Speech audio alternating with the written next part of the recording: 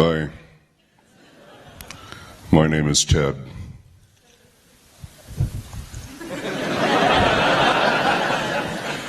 Far out. So I was chilling out in Wales, in the Black Mountains. Hay on Wye. Ever heard of it? Don't go there unless you like books.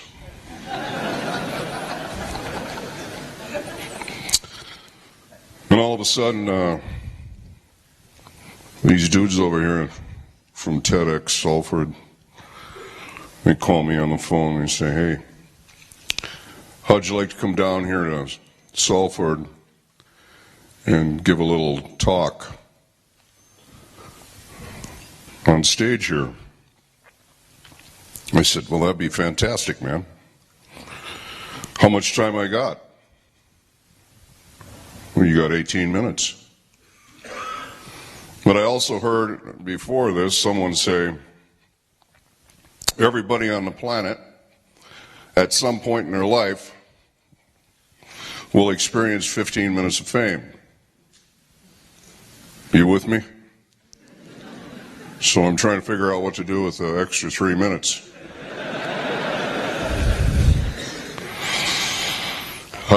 What I'd like to talk to you about today is my research traveling the world for the past 16 years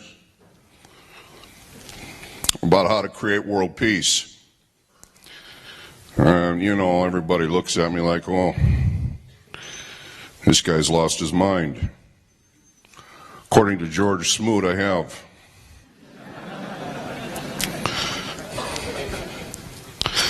I think I've found the solution. I think I came up with an idea and a method for the entire world. It's probably a little bit out of the box, but that's okay. Look at me now. The reason I know it works is because I can walk down the sidewalk or the pathway in any street in Manhattan, New York, and I get the whole sidewalk to myself.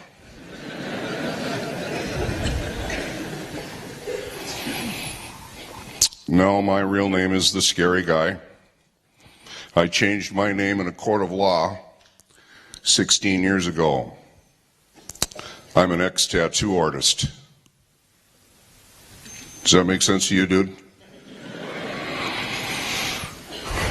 I was a happy, sassy, mouth-running, Harley-riding guy. I owned 3 tattoo shops. I had 10 artists working for me. Rode my Harley to work every day at 11 a.m. in the morning. Turned up my rock and roll as loud as I could.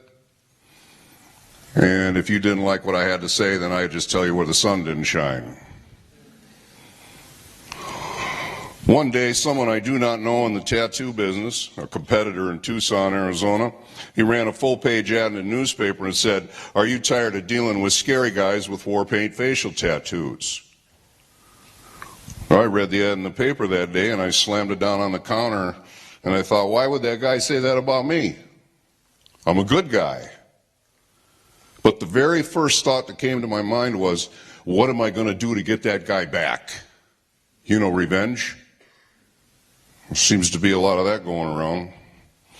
So I thought I'd jump in my hot rod Lincoln, find out where that guy lives, go to his house, and run over his dog. Well, a flat dog ought to get him back. Then I thought, no.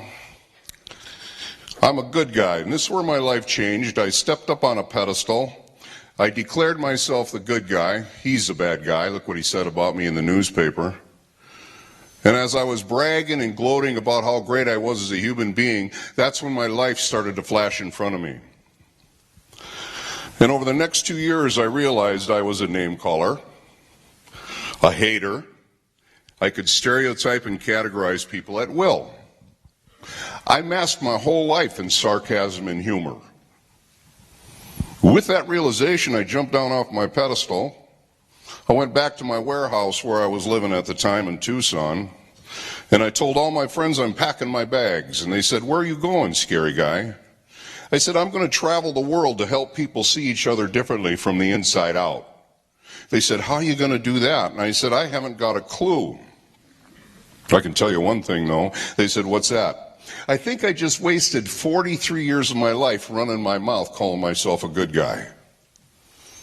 Well, now I look back over the past 16 years as I travel and teach people about all these negative words as energy. I don't think the first 43 really was a waste of my time. I think I had to live that to know what I know now. So I decided to hit the road. And I went out there and I started doing my research about words and actions and what's really going on with people around the world. What are we doing? I saw people reacting to everything around them. They would blame other people for their actions, and they would emulate exactly what they saw and heard.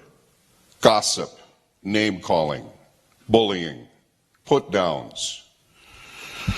Well, that's how I did it. Somebody called me a name, I call them a name back. After all, they made me mad. That's how I saw it. I saw mine as okay.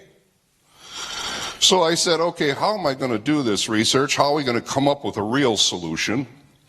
And the very, very first group of people that I approached in my scary guy career, I thought in my mind would be the simplest group to talk to. Besides, I thought I didn't want to leave anybody out. So I went to a group of 45-year-olds, 45-year-old kids. I thought that would be easy. If you do not have your act together and you are standing in front of 45-year-old kids, I have news for you. They will eat your lunch in about 2 seconds flat. That is a tough group. So I thought I would take a survey, and I asked the kids the survey, and I'm going to ask everybody in the audience the same survey right now, because I'm very interested in the statistics. I want to know what's really going around, because as I travel around the world, I see governments and cultures pointing fingers at other groups and people for the problems. Nobody really comes up with a solution to all of this hate and anger and violence and name-calling. So I asked the kids, how many of you kids, and I'll ask you guys now, how many of you people in this audience have been called rotten words before? Raise your hands high, please, a little higher. Okay, look around the room. That's about everybody in the room. If you have not been called a rotten word before, leave your hand up and I will come down and call you one now. We don't want you to go free of this negative energy. How many of you people in this room have called other people rotten words or negative words before? Oh, you raised your hands a little faster that time. How many people in this room have physically struck or hit another human before? Raise your hands high. And this would include your brothers and sisters. Oh yeah, they're not human. Well, that's how you saw them. My little brother come home from school, I'd be about this tall. My little brother be about this tall. He'd come home from school and he'd be standing in the corner. I walk over to my little brother. I go, "Hi, little brother." Boom! He goes, "This means I love you." He says, "You stop hitting me or I'll tell Ma." "You tell Ma and I'll give you more love." Well, that's how it worked, wasn't it? Yeah. So what did I just discover in those 3 questions? I asked them of everybody. I asked the questions of law enforcement. We train police officers all over the world. I asked the questions of military people. We work with the military. I asked them of political officials. I asked them of the homeless. I asked them of people that are drug addicted. I don't discriminate. People are people as far as I'm concerned. I figured out a way to love them all. I didn't have to like all their behavior. It's an interesting concept, I think. So what I discovered is the whole human race is involved in the transfer of this negative energy in some way, shape, or form. We're either involved in producing it. I used to call mine self-defense. Yeah, after all, you deserve it. You made me mad. It was your fault I punched you in the nose. Or we're receiving the negative energy. We call that person a victim. Or we're watching it go by. Yeah, there's a lot of bystander things going on. But I had those 5-year-olds in the room, and I thought, well, I'm going to take one more survey. The question was, do you think you'll see world peace in your lifetime? And I asked a bunch of 45-year-olds this question, do you think you'll see world peace in your lifetime? And the first 5-year-old, I don't know. I saw Einstein on the screen earlier. He must have been an Einstein.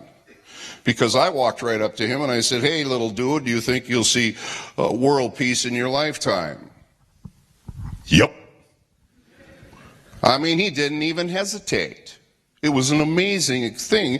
And then I went to the next. I was, well, what's wrong with that kid? In my mind, I'm thinking that kid is sick. And so I go to the next kid. I say, hey there, do you think you'll see world peace in your lifetime? Yep. Once the first one said yep, they all copied him. Everybody in the room said yes. These are 5-year-olds. They really believe that they can see world peace in their lifetime. So I worked my way up the ladder, and I was a little bit stunned by this information, and I went to the 6-year-olds and the 7-year-olds, and by the time I got to the 12-year-olds, I asked them the question, and the 15-year-olds, do you think you'll see world peace in your lifetime? And I started to get this answer. Maybe. It depends. No. Yep. So I started to see something different. I started to see a shift. Yeah. Now, the funny thing is, when I was working with the 5-year-olds, a lot of people think I would scare a 5-year-old. After all, my name is Ted. No, I can't scare a 5-year-old. I try to scare 5-year-olds into saying no to me. All they do is laugh. They laugh very hard at me. Every time I walk in a room, I don't know what it is. I try to talk to these kids about world peace and love and getting along and kindness. And every time I talk to them, they're laughing so hard, they're actually slapping their knees. Have you ever seen anybody laugh so hard with their mouths gaping wide open? Actually having fun. And the coolest part about it is most of them think I'm sponsored by Crayola crayons. That's an amazing process to me, and I really, really enjoy working with 5-year-olds. Now, there was a school I went to not too long ago, and they said, hey, scary guy, we got some 3-year-olds we want you to go talk to. You know, reception. And I went, oh, sure, no problem. And I went to talk to these 3-year-olds, and I got news for you. They absolutely knocked me flat on the floor with their energy and their willingness to do the job. I mean, the younger they were, the more action-driven they were, the more they believed that it's possible. It was a given. It was crazy. Now I get to, and when I was working in high schools, I'll tell you what I found. I would say this to the high school kids. I go, hey, come on, you guys, let's change the planet. And they'd look at me and go like this. He's gay. So I thought, well, I better do my best here with this world peace thing. I better go find a group of adults and ask them. So I went out there and I found some adults just like I see in this room right here. And do you think you'll see world peace in your lifetime? Do you think you'll see world peace in your lifetime? Do you think you... How about... 2 no's and an I don't know. Are you running a fever? You're getting sicker, possibly. Maybe. You've been hanging out with a 5-year-old. This is amazing, yeah. Well, what I discovered in my research was 99.9% of the answers I received from adults was no. They're not going to see world peace in their life. So what I had to do is I had to start looking at what happens from a kid that's 5 years old in their belief system and how they do what they do until we get to 25 and 35 and 45, 55 and 105. What happens? So I had to analyze the process, and I looked at it and I started asking myself questions. Was it about the word peace that they were having this shift occur? The difference in the word peace.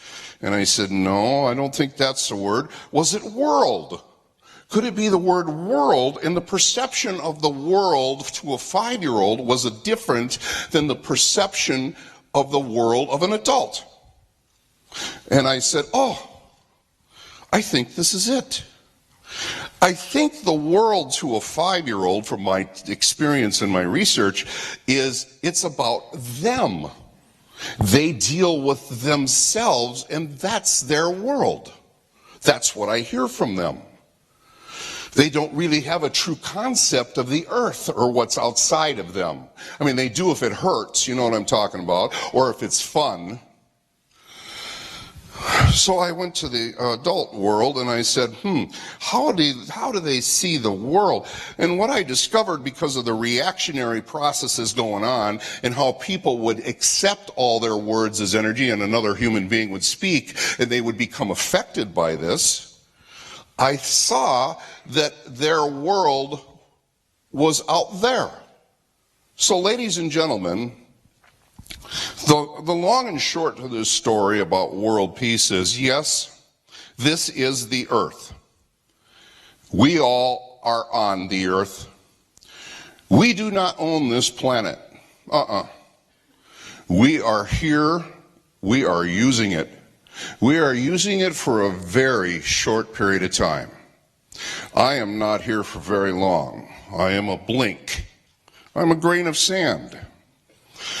And I am grateful that I get to experience these moments on this planet. This is my world. It's inside here. Yeah, this is where I run my world. What I discovered about world peace was it is your and my responsibility to create my own world peace. It is a process of creation, not a thing you go out and wait for. Or you wait for the government or the teacher or the parents to make it better for you. It's a process of creation from the moment you wake up in the morning to the moment you go to bed at night. Each and every one of us are responsible for creating our own world peace. Every day we walk on this planet.